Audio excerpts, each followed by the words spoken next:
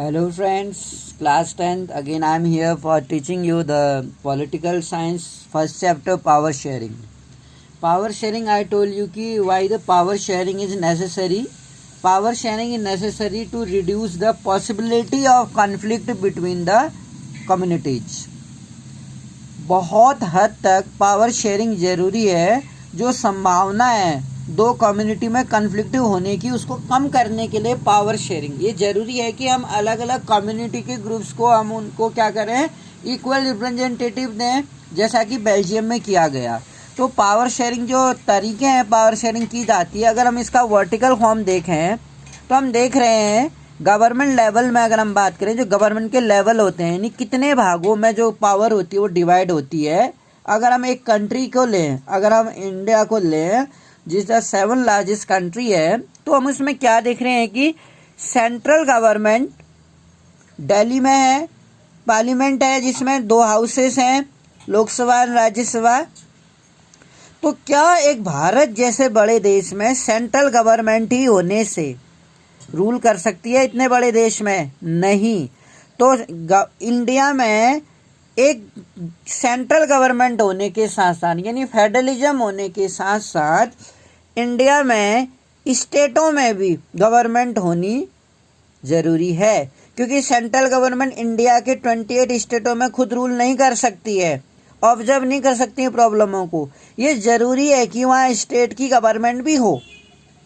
और state government भी, state भी बड़ा होता है, डिस्ट्रिक्ट और विलेज से मिलके बनता है स्टेट, और जो कंट्री बनता है वो स्टेट से मिलके बनता है. तो सेंट्रल गवर्नमेंट के साथ साथ स्टेट की गवर्नमेंट होंगी. स्टेट गवर्नमेंट सेंट्रल गवर्नमेंट को रिपोर्ट करेंगी, अपने स्टेट की प्रॉब्लम्स को बताएंगी.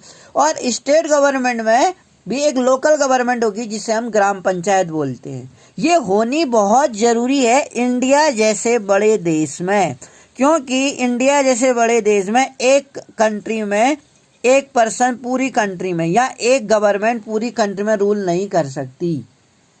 अगर हम एक स्मॉल कंट्री को देखें नेपाल, वहाँ केवल सेंट्रल गवर्नमेंट है, वहाँ स्टेट गवर्नमेंट नहीं होती है, राज्य में सरकारें नहीं होती है. अगर सपोज करो यहाँ भी स्टेट गवर्नमेंट नहीं होती तो क्या होता? तो सेंट्रल गवर्नमेंट को पूरे स्टेटों की प्रॉब्लम्स के बारे में कैसे पता चलता? तो यहाँ पर एक कोऑर्डिनेशन बिठाने के लिए जो पावर है वो इक्वली डिवाइड की गई है सेंट्रल गवर्नमेंट और स्टेट गवर्नमेंट में. क्योंकि गवर्नमेंट कौन है? गवर्नमेंट में पॉलिटिकल पार्टी है, पॉलिटिकल पार्टी जो रूल कर रही है वो है गवर्नमेंट है, और उस गवर्नमेंट में भी कौन है? कम्युनिटी के लोग हैं. तो हर कम्युनिटी में कॉन्फ्लिक्ट दूर करने के लिए पावर शेयरिंग की गई, जो इसका वर्टिकल फॉर्म कहलाता है. एक देश में 3 तरह की गवर्नमेंट बना दी. सेंट्रल गवर्नमेंट, दूसरी स्टेट गवर्नमेंट बना दी, वह स्टेटों में देखेगी, वो स्टेट में रूल करेगी. तो स्टेट में अपने तरीके से रूल करेगी. इस स्टेट गवर्नमेंट, सपोज करो यहाँ पर सेंट्रल गवर्नमेंट में बीजेपी की गवर्नमेंट है, स्टेट में भी हमारे उत्तराखंड में बीजेपी की गवर्नमेंट है. तो अगर ये आसानी से central government state government instruction दे सकती है कि आप ऐसा रूल लागू कीजिए, क्योंकि गवर्नमेंट क्या है? एक ही पार्टी की गवर्नमेंट है. अब सपोज करो यहाँ कांग्रेस की गवर्नमेंट है और यहाँ बीजेपी की गवर्नमेंट है, तो इस कंडीशन में क्या होगा? वो अपने इंस्ट्रक्शन इन पर फोर्स नहीं कर सकती है. लेकिन जिन स्टेटों में सेंट्रल और स्टेट दोनों में एक ही पॉलिटिकल पार्टी की गवर्नमेंट है, वहाँ पर सेंट्रल गवर्नमेंट को वहाँ कोई भी रूल बनाने के लिए थोड़ा ज़्यादा आसानी होती है. वैसे कहने के लिए तो स्टेट गवर्नमेंट अपने स्टेट में जैसे चाहे वैसे रूल लागू कर सकती है, लेकिन कुछ मैटर्स पर स्टेट गवर्नमेंट अपने स्टेट में रूल बनाने के लिए फ्री है. क्यों? क्योंकि बेशक इंडिया क्या है? यूनियन ऑफ स्टेट है, राज्यों का संघ है. इसमें किसी भी स्टेट को सेंट्रल गवर्नमेंट से अलग होने की आज़ादी नहीं है. मतलब central government and state government both are powerful, but central government is more powerful. इसीलिए लोकल गवर्नमेंट भी है यहाँ पे, तो इसको वर्टिकल फॉर्म कहा जाता है. अगर हम हॉरिजॉन्टल फॉर्म की बात करें, अगर हम हॉरिजॉन्टल फॉर्म देखें, इसका हॉरिजॉन्टल कहलाएगा, ये गवर्नमेंट का ऑर्गन कहलाएगा. जैसे हमारे ऑर्गन्स होते हैं बॉडी में, लेजिस्लेटर है जिसे हम क्या बोलते हैं? लेजिस्लेटर में क्या है? पार्लियामेंट है, पार्लियामेंट काम करती है. और ऐसे एग्जीक्यूटिव है, एग्जीक्यूटिव में क्या आते हैं? प्राइम मिनिस्टर आता है, और जुडिशियल, इसमें क्या आते हैं, हाई कोर्ट। तो हम देख रहे हैं हॉरिजेंटल फॉर्म है लेजिस्लेटर, तो each organ is equally powerful, यानी कि हर जो ऑर्गन है गवर्नमेंट का वो इक्वली पावरफुल है। जुडिशली तो इंडिपेंडेंटली काम करती है, जो इनकी जो भी रूल्स लागू करते हैं, देश में लॉ बनाते हैं, उनको क्या करता है, ऑब्जर्व करने का काम करता है। अगर हमारे ह्यूमन राइट्स नहीं दिए जा रहे तो जुडिशली उनको फोर्सली इनको लागू कराता है सिटीजन्स के लिए। इस तरीके से हमने इसमें देखा। ऐसे ही अगर हम पावर को शेयर करें डिफरेंट सोशल ग्रुप में, जो एक कंट्री के अंदर अलग अलग सोशल ग्रुप होते हैं, सच एज रिलीजियस होते हैं, लिंग्विस्टिक होते हैं, अलग अलग धर्मों को मानने वाले लोग होते हैं, अलग अलग भाषाओं को बोलने वाले लोग होते हैं, और ऐसे ही कम्युनिटी गवर्नमेंट भी होती है एक देश के अंदर, जो बेल्जियम में थी। हमारे देश में हम इसे कम्युनिटी गवर्नमेंट ना कह के लोकल गवर्नमेंट कहते हैं, या ग्राम पंचायत या म्यूनिसिपालिटी। गुड एग्जाम्पल है ऐसे अरेंजमेंट का। कुछ कंट्रीज में there are constitutional and legal arrangement किए जाते हैं, कानूनी रूप से ऐसे अरेंजमेंट किए जाते हैं जहां पर जो समाज के गरीब वर्ग हैं, जो कमज़ोर हैं, उन वुमेन्स को क्या किया जाता है, are represented in the legislator. Legislator में जो हमारी लेजिस्लेटर होती है, पार्लियामेंट जिसे बोलते हैं, उस पार्लियामेंट में सोसाइटी के वीकर कमज़ोर वर्ग हैं, जो बहुत कमज़ोर हैं, जो फिजिकली भी कह सकता हूँ मैं, या इकोनॉमिकली कह सकता हूँ, आर्थिक रूप से जो कमज़ोर हैं, उन लोगों के लिए सीटें रिजर्व करता है प्रशासन चलाने के लिए। लास्ट ईयर्स में हमने रिजर्व्ड कॉन्स्टिट्यूंसी पढ़ा था। आरक्षित कॉन्स्टिट्यूंसी जो है, उनमें क्या होता है, जो आरक्षित कॉन्स्टिट्यूंसी होती है उसमें उसी कम्युनिटी के कैंडिडेट को इलेक्शन लड़ने का अधिकार होता है जो उस कम्युनिटी से बिलोंग करता है।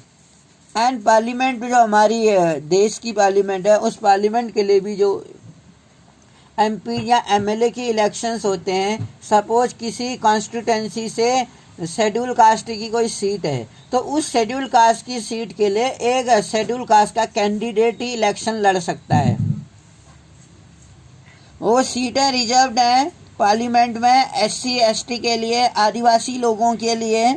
दिस टाइप ऑफ अरेंजमेंट, ये अरेंजमेंट जो है in mean to give space देता है गवर्नमेंट में एडमिनिस्ट्रेशन चलाने के लिए एंड डाइवर्स सोशल ग्रुप के लिए, जो अलग अलग सोशल ग्रुप है समाज का। अदरवाइज वर्ड्स फील एलाइनेटेड, एलाइनेटेड हो जाएंगे सरकार से। क्या रह जाएगा, उन शब्दों का अर्थ क्या रह जाएगा, एलाइनेटेड हो जाएंगे। गवर्नमेंट की पॉलिसी कुछ और कहेंगी, गवर्नमेंट के एक्टिविटीज़ कुछ और होंगी। The method is use to give minority, और ये जो तरीका है, जो मेथड है, माइनॉरिटी कम्युनिटी, जो अल्पसंख्यक समुदाय है, संख्या में जो कम है, किसी धर्म के लोग या किसी जाति के लोग, फेयर शेयर होगा उनका भी, एक शेयर होगा। जो पावर है देश में, जो कम्युनिटी है या जो पॉलिटिकल पार्टी है जो देश में पावर से आती है, उसमें उनका भी शेयर होगा। अगर उनका भी शेयर होगा तो उनकी कम्युनिटी वालों को मेजॉरिटी ग्रुप के द्वारा डोमिनेट नहीं किया जाएगा। यूनिट 2 की अगर हम बात करें, we shall look at the various ways, कई सारे ऐसे तरीके हमने देखे जो एकोमोडेटिंग कर रहे हैं सोशल डाइवर्सिटी को। पावर शेयरिंग अगर हम देखें, arrangement can also seen in the political party. Political party में हम कई भी अरेंजमेंट देखते हैं। We see a many arrangement in political party. Pressure group होते हैं और मूवमेंट्स होते हैं, यानी कि पॉलिटिकल पार्टी और प्रेशर ग्रुप। प्रेशर ग्रुप कौन होते हैं, जो गवर्नमेंट पर अपनी बात को मनाने के लिए दबाव डालते हैं, उनको प्रेशर ग्रुप कहा जाता है। जैसे बजरंग दल है, वो एक प्रेशर ग्रुप है। ABVP है, अखिल भारतीय विद्यार्थी परिषद, वो स्टूडेंटों का एक प्रेशर ग्रुप है। तो हम देखते हैं बहुत सारे यहाँ पर दबाव समूह हैं जो पॉलिटिकल पार्टी की इलेक्शन के टाइम पे मदद करते हैं, प्रभाव डालते हैं, कंट्रोल करते हैं, जो पावर में होते हैं। यानी कि अगर कोई गवर्नमेंट, कोई पॉलिटिकल पार्टीज की गवर्नमेंट ऐसा कोई रूल्स पॉलिसी बनाती है जो लोगों के फेवर में नहीं है, तो उस कंडीशन में प्रेशर ग्रुप क्या करता है, प्रेशराइज ऑन द गवर्नमेंट। तो प्रेशर ग्रुप क्या कहेंगे, pressure group is a group of people और पॉलिटिकल पार्टी भी क्या है, political party is also group of people, लेकिन पॉलिटिकल पार्टी जो ग्रुप ऑफ पीपल है डेट कंटेस्ट द इलेक्शन, जो इलेक्शन लड़ती है।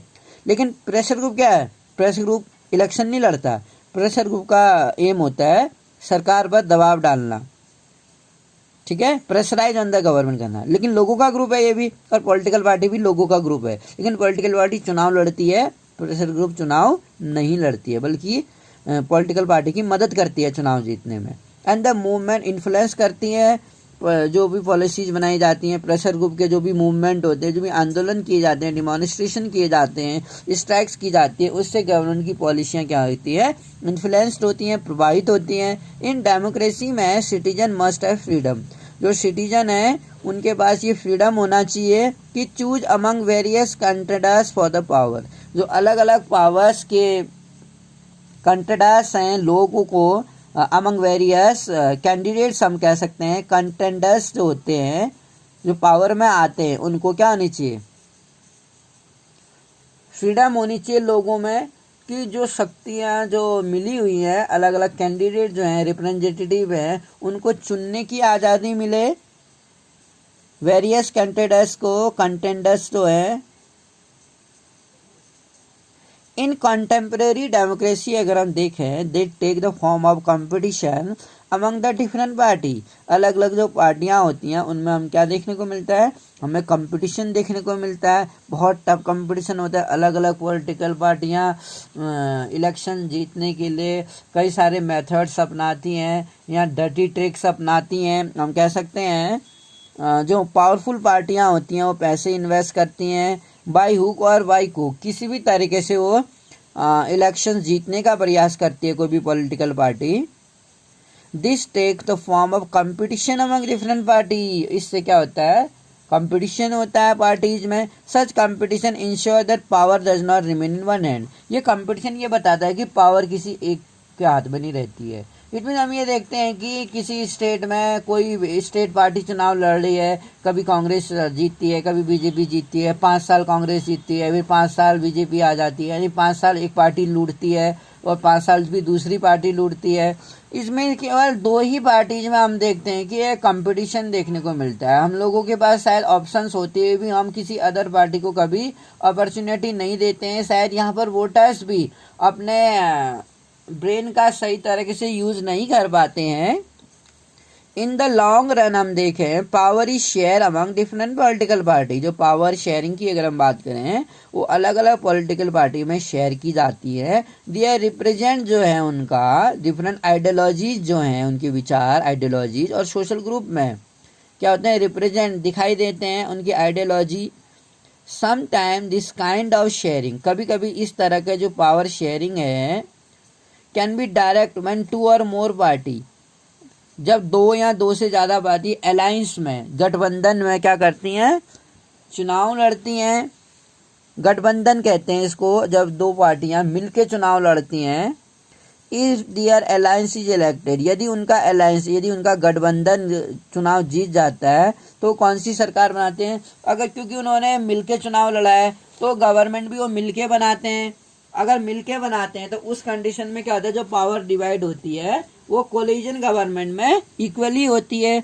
The share power in democracy में हम देखते हैं वी फाइंड इंटरेस्ट ग्रुप दिखाई देते हैं, such as those of trade, जैसे बहुत सारे इंटरेस्ट ग्रुप भी होते हैं, प्रेशर ग्रुप होते हैं और एक इंटरेस्ट ग्रुप होते हैं, जैसे ट्रेडर्स हैं,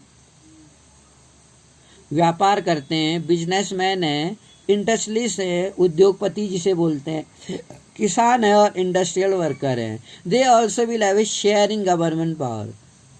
तो ये लोग क्या होते हैं, हम देखते हैं कि कोलिजन में, अलायंसेस में, पॉलिटिकल पार्टी में जुड़े होते हैं, तो कभी कभी इनको भी क्या मिलता है, पावर शेयरिंग में एक इक्वल रिप्रेजेंटेशन मिलता है। They will also have a share in government power, either 2 participation government community के द्वारा शेयर कर, गवर्नमेंट कम्युनिटी में इन्वॉल्व होके, और यहाँ ब्रिंगिंग इन्फ्लुएंस, यहाँ जो गवर्नमेंट की, कोलिजन गवर्नमेंट की डिसीजन मेकिंग प्रोसेस होती है, क्योंकि ये जो बड़े बड़े बिजनेसमैन होते हैं ये भी इलेक्शंस के लिए, इनको क्या कहते हैं, पार्टी के लिए इलेक्शन लड़ने के लिए पैसा देते हैं। तो जब कोलिजन गवर्नमेंट बन जाती है, इस तरह से गठबंधन बनता है, तो ये लोग भी क्या करते हैं, गवर्नमेंट की डिसीजन मेकिंग प्रोसेस में कोई भी डिसीजन लेने में इन्फ्लुएंस प्रभावित तो करते हैं। इनको ध्यान में रखकर ही पॉलिसीज तैयार की जाती है। जो बड़े बड़े इंडस्ट्रीज हैं, बिजनेसमैन हैं, यूनिट 3 में हम इसके बारे में पढ़ेंगे कि जो पॉलिटिकल पार्टीज होती हैं और जो प्रेशर ग्रुप होते हैं, किस तरीके से वो क्या करते हैं, एक देश में सोशल मूवमेंट्स करते हैं और उस मूवमेंट के द्वारा गवर्नमेंट की पॉलिसीज कैसे इन्फ्लुएंस होती है। तो हमने ये देखा कि पावर शेयरिंग की कैसे की जाती है। हमने ये देखा कि अलग अलग ऑर्गन्स में की जाती है power sharing. Executive, legislative, executive और जुडिशियली में पावर शेयरिंग की जाती है। हर ऑर्गन से क्या होता है, रिस्पॉन्सिबल होता है अपनी रिस्पॉन्सिबिलिटी के लिए, और अनलिमिटेड पावर हमने किसी भी ग्रुप को नहीं दिया है। यानी कि कोई भी जो ऑर्गन है, या लेजिस्लेटर हो या एग्जीक्यूटिव हो या जुडिशली हो, किसी भी ऑर्गन्स को हमने अनलिमिटेड पावर नहीं दी है। असीमित शक्तियां तो हमने किसी भी ऑर्गन को नहीं दी है। इसलिए हॉरिजॉन्टल फॉर्म कहलाएगा गवर्नेंस का, जिसमें हम पावर शेयर करते हैं। दूसरा, हम पावर शेयर करते हैं वर्टिकल लेवल पर, जिसे हम डिफरेंट लेवल बोलते हैं, जैसे सेंट्रल गवर्नमेंट में, स्टेट गवर्नमेंट में और लोकल लेवल में। यानी हमने पावरें बांटी हैं इसमें। जैसे कुछ सब्जेक्ट हमने यूनियन सेंट्रल गवर्नमेंट को दिए हैं, कुछ सब्जेक्ट पर कानून बनाने का अधिकार स्टेट गवर्नमेंट में है, और कुछ सब्जेक्ट में कानून बनाने का अधिकार दोनों को दिया है। दोनों मिलके, सेंट्रल और स्टेट दोनों मिलके कानून बनाएंगे, जिस पर वो कॉन्करेंट लिस्ट में शामिल होते हैं। तो इसलिए लिस्ट भी 3 बनाई है हमने, यूनियन लिस्ट बनाई है, स्टेट लिस्ट बनाई है, और हमने एक कॉन्करेंट लिस्ट बनाई है, जिसमें दोनों मिलके कानून बनाते हैं। तो in this way I hope that you understood about the power sharing की पावर शेयरिंग श्रीलंका जैसे देश में, छोटे देश में पावर शेयरिंग ना करने से 2 कम्युनिटी के द्वारा कितना ज़्यादा कंट्रोवर्सी हुआ, और लाखों लोगों को वहाँ अपना देश छोड़ना पड़ा, अपने काम से हाथ धोना पड़ा, अपनी जान से हाथ धोना पड़ा उनको, और फाइनली वो दूसरे देश में एज ए रेफ्यूजी का तरह उनको जीवन बिताना पड़ा। और वहीं बेल्जियम में इस तरह के कॉन्फ्लिक्ट को दूर करने के लिए, जहाँ पर मैंने बताया डच कम्युनिटी वाले भी थे, फ्रेंच स्पीकिंग पीपल भी थे, जिनको ज़्यादा मेजोरिटी तो नहीं थी, लेकिन वो क्या थे, बेसिकली रिच थे और पावरफुल थे, तो उनका इन्फ्लुएंस ज़्यादा था। और एक थर्ड थे जर्मन स्पीकिंग पीपल।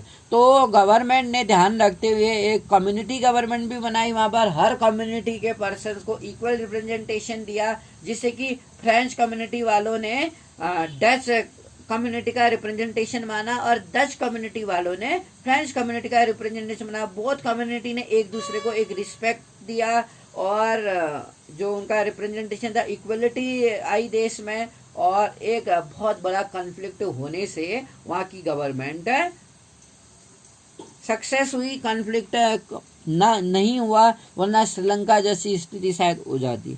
यही कंडीशन यहाँ ना हो, इसके लिए यहाँ की गवर्नमेंट ने भी एक लोकल गवर्नमेंट बनाई, स्टेट गवर्नमेंट डिवाइडेड है, और दैट इज हम कह सकते हैं कि फेडरल फॉर्म ऑफ गवर्नमेंट है, जहाँ पर हर कम्युनिटी के वर्ग को एक इक्वलिटी दी गई है। तो ये चैप्टर में हमने ये पढ़ा। I hope you understood. Thank you for listening me.